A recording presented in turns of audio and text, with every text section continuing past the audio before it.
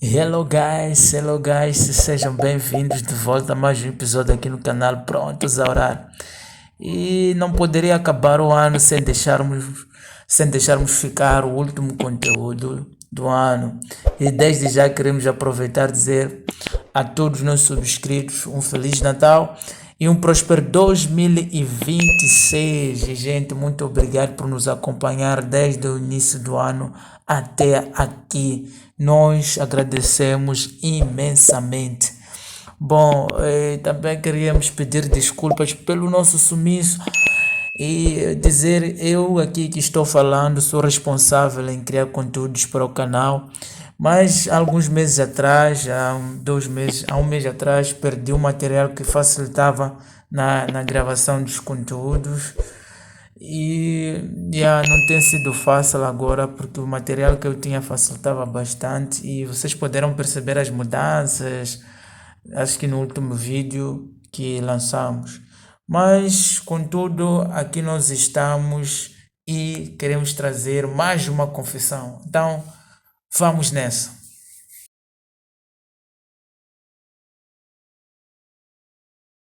A confissão que estão prestes a ouvir agora vem de uma mensagem que nós recebemos no TikTok e a tradução dessa mensagem diz o seguinte: Olá, irmão, tudo bem?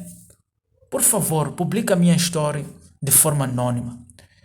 Comecei como professora, trabalhava no Ministério da Educação. Mais tarde fui promovida e o meu marido também trabalhava como professor. Eu e o meu marido conhecemos-nos quando ainda estávamos na universidade. Já trabalhávamos há alguns anos e, como tínhamos algum dinheiro e também ajudávamos as crianças com os trabalhos de casa pelos quais os pais nos pagavam, já que vivíamos nos subúrbios, decidimos aproveitar a oportunidade. Vimos ali a hipótese de abrir uma escola própria logo após termos começado com aquela pequena escolinha. Foi então que percebemos que o negócio em que nos tínhamos metido, embora achássemos que sabíamos muito por sermos professores, na verdade não sabíamos nada sobre gerir uma escola. Desconhecíamos todas as pequenas despesas que vão corroendo o lucro. Quando se gera uma escola, passa-se a conhecer todos esses gastos. Se fores apenas um professor normal, não sabes nada sobre essas despesas ocultas. Todos esses custos tinham de ser suportados por mim e pelo meu marido. Percebemos mais tarde que tínhamos esgotado todas as nossas poupanças. Foi nessa altura que começamos a levantar dinheiro da nossa casa, visto que já estávamos a pagar há muito tempo. E foi um empréstimo atrás do outro, até que nos sentamos, eu e meu marido, e dissemos: isto simplesmente não está a dar, não está a funcionar. Queríamos simplesmente desistir da escola. O problema é que quando se começa um negócio, é como um bebê que queremos ver crescer. E se esse bebê não cresce, continuamos apenas a imaginar, a injetar dinheiro assim que é. Foi então que fomos ter com este profeta.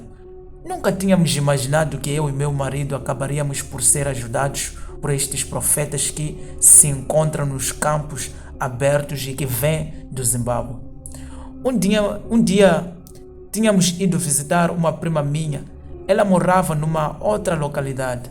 Teve um desentendimento com o marido e ele ligou-me a dizer: podes vir, por favor, falar com a tua irmã? Ela está a discutir comigo. Conduzimos até lá. Quando íamos a caminho, olhamos para aquelas pessoas que rezam nos campos. Não pensávamos muito no assunto, mas no regresso a ideia foi do meu marido. Ele disse: vamos lá só ouvir se aquelas pessoas nos conseguem ajudar no negócio. Sabem, estas pessoas do Zimbábue têm muito poder espiritual. Fomos lá. Eles até olharam para nós porque levávamos um dos nossos melhores carros. Quando chegamos, saímos do veículo e fomos cumprimentados por 2 homens e uma mulher. Aproximaram-se e perguntaram-nos se estávamos perdidos. Contamos a nossa história e dissemos que procurávamos ajuda. Eles responderam: já cometeram um erro. Quando se visita um profeta, não se deve contar o problema. Porquanto, agora mesmo que eu faço uma profecia, não fará sentido porque já conheço o vosso problema. Mas pode entrar na nossa igreja e ver o que fazemos aqui. Sentamos e foi muito estranho porque crescemos a frequentar uma igreja pentecostal e aquela igreja de tendas brancas, eles não usam a Bíblia enquanto pregavam. Por isso não percebíamos realmente o que se passava. Mas como queríamos ser ajudados, limitamos-nos a fazer o que eles queriam. Mais tarde, deram-nos os números de telefones de uns dos outros homens que, segundo eles, nos poderiam ajudar. Aceitamos os contatos e disseram-nos onde um desses homens morava. Fomos visitá-lo numa quarta-feira.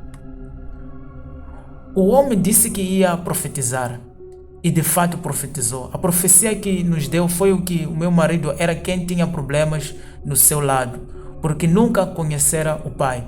Por isso, o seu antepassado andava à procura dele. E enquanto meu marido não tivesse contato com os seus familiares para que o pudesse apresentar aos seus antepassados, continuaríamos a ter azar no negócio. A única forma de resolver isto era encontrar os familiares dele, mas não sabíamos onde estavam. Então, o homem disse que nos ia dar uma água para usarmos. Levamos a água e disseram-nos para tomarmos banho com ela. E isso foi em junho, quando estava um frio terrível. Tivemos de esperar pelas 9 da noite, ir lá fora e fazer os rituais de oração. Eu e o meu marido saímos. Eu vestia uma saia branca e uma t-shirt branca, descalça. O meu marido vestia uma camisa branca que tínhamos comprado. Eu despejava 3 baldes de água gelada sobre o meu marido e ele fazia o mesmo comigo. Gelávamos quase até a morte e não podíamos secar-nos com toalhas. Tínhamos de ficar ali fora até estarmos secos antes de entrar em casa. Fizemos isto e, para nossa surpresa, descobrimos que os familiares do meu marido andavam à procura dele porque ele precisava de ser apresentado à família. Meu marido pensava que o pai era de Kwanzim, mas afinal o pai era Xhosa ou era Xhosa. Vinha do Cabo Oriental, Eastern Cape, de uma aldeia de lá. Fomos então ao Cabo Oriental. Ele foi apresentado à tribo e os antepassados estavam zangados porque ele usava um apelido que não lhe pertencia.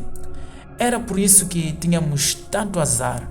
Ficamos tão felizes. As pessoas da aldeia disseram que era preciso fazer uma cerimônia em nome do meu marido. Assim, a escola que tínhamos tantos problemas e perdas seria ajudada pelos nossos antepassados. Não lhes falamos sobre os profetas. No regresso, pensamos, nós não conhecemos estas pessoas. E se eles fazem um ritual e esse ritual nos rouba um negócio? O meu marido dizia que era muito arriscado. Se nascesses e crescesses noutra família e depois aparecesse a apresentar-te a uma nova, pode acontecer que eles sintam inveja do teu sucesso na vida. Então, eu e o meu marido deixamos de falar com os familiares.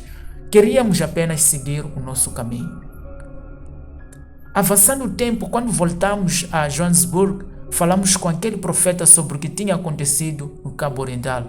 Ele disse, está bem, se não querem usar o ritual tradicional para serem abençoados pelos antepassados, posso ajudar-vos através da via cristã. E continuou, quero que vendam todo o mobiliário de escritório do vosso negócio. Podem deixar todo o resto que está nas salas de aula, porque seria demasiado caro para vocês. Mas todos os escritórios da vossa escola, todos os móveis quero que os vendam. Quando venderem, a outra pessoa, obviamente, quem comprar será alguém que tem um negócio. E a boa sorte dessa pessoa passará para vocês. Qualquer pessoa que vos compre o equipamento, se tiver boa sorte, essa sorte virá para vocês. Não parecia fazer sentido. E ele disse-nos, as coisas do Espírito não são para fazer sentido. Quando as coisas do Espírito começam a fazer sentido para nós, significa que já não são do Espírito. Porque o reino espiritual e este reino físico são duas coisas diferentes. Ele explicava que é como uma formiga. Uma formiga nunca entenderá um ser humano. Mas nós podemos observar as formigas e estudar a forma como vivem. Para a formiga, estudar o homem é impossível. Dizia que aquele que estão no reino espiritual olham para nós e entendem tudo o que fazemos. Quando ele nos disse isso, o meu marido concordou. Está bem, ajude-nos porque foi o Senhor que me ajudou a encontrar os meus familiares. Decidimos não envolver mais os antepassados. Queríamos a ajuda pela via cristã. Fizemos o inventário de todos os itens do escritório. Até os nossos funcionários não entendiam o que estávamos a fazer, pois 3 meses antes tínhamos pedido outro empréstimo para comprar computadores novos e outros equipamentos. Estava tudo novo. Pegamos em tudo o que tínhamos comprado a pronto, pusemos de lado e levamos o resto para leilão. Para nossa surpresa, antes de levarmos as coisas, o profeta deu-nos uma água benta e disse: quero que salpiquem esta água em tudo. Nos telefones que compramos para o pessoal, nos computadores portáteis e nos equipamentos de escritório. Nós salpicamos a água e ele garantiu que, mesmo sendo um portátil, a água não ia danificar. Nessa altura, quando fomos à casa dele, vi algo que parecia magia ou um milagre. Estava lá um homem que queria pedir um visto.